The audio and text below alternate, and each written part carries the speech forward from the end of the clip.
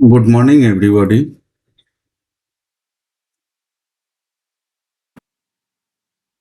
তো এখানে আমরা চার্টে চলে আসি। তো চার্টে চার্টে যেটা হচ্ছে চার্টে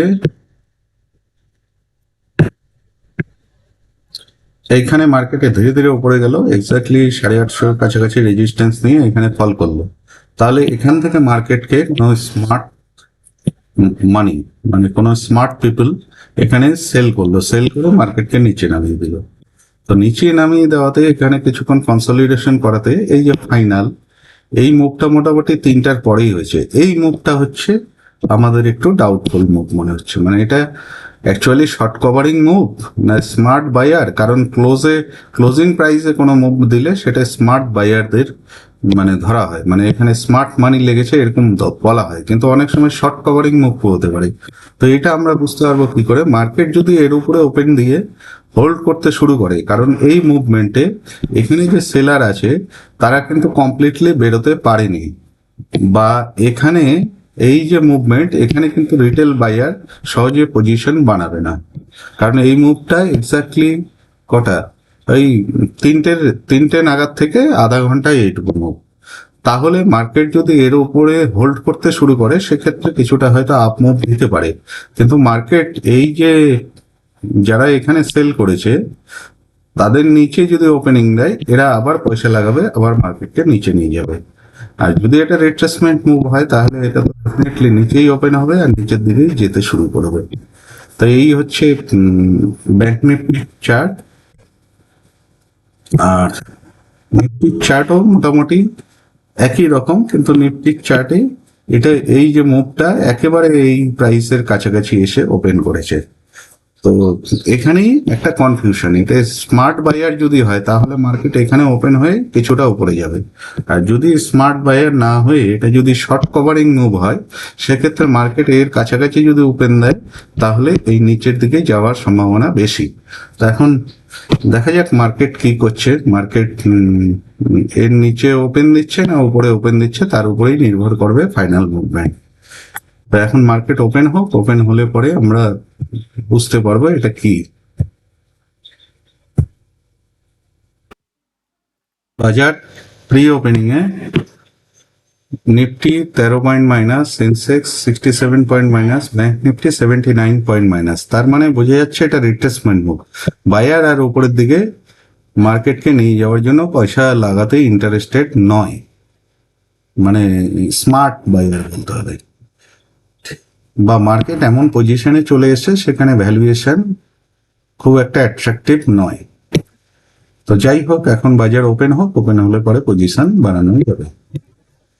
তো এখানে একটু অপেক্ষা করে দেখে নিই কি হচ্ছে।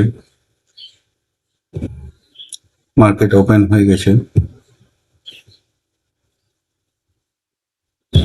এইখানে যেটা মনে হচ্ছে একটা আমার পজিশন বানিয়ে নিলে হয় সেল সাইডের।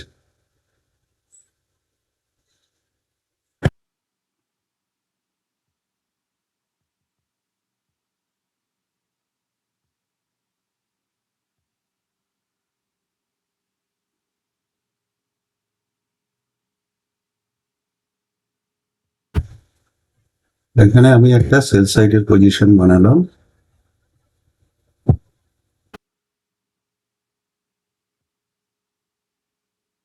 এখানে আমি একটা সেল সাইডের পজিশন বানালাম। এখন দেখা যাক কি হয়।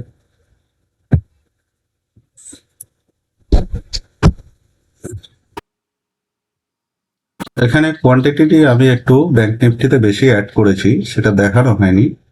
তো আমরা একটু প্রফিটে চলে এসেছি। তো একটু দেখা যাক, অপেক্ষা করি কতক্ষণের টার্গেট পাওয়া যায়।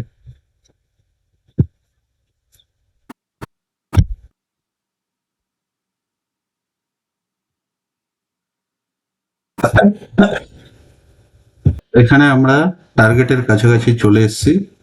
তো আমরা এখানে এই যে এখানে 500 লেভেল, এই লেভেলটা ব্রেক করা উচিত, কারণ এখান থেকে কি হলো, এটা তার মানে রিট্রেসমেন্ট মুভ।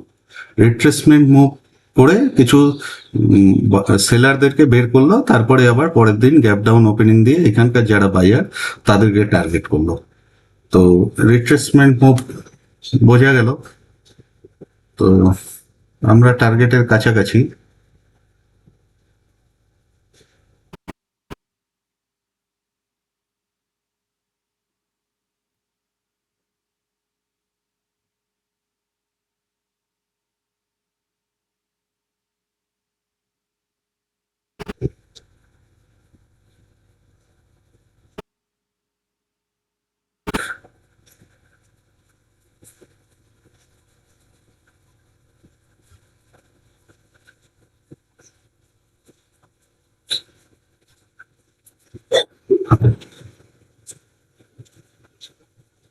তো এখানে আমরা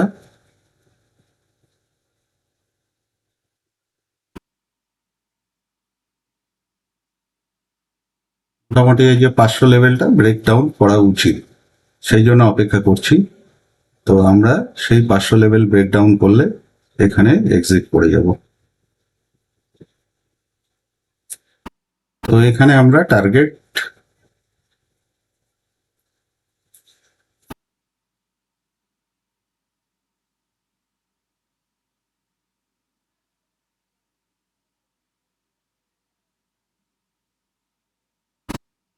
এইখানে 500 লেভেল মোটামুটি ব্রেকডাউনের কাছাকাছি চলে এসছে, আর এই 20-22 পয়েন্ট গেলেই 500 পয়েন্ট ব্রেকডাউন হয়ে যায়। তো এখানে আমরা যেটা টার্গেট পেয়েছি সেটাতে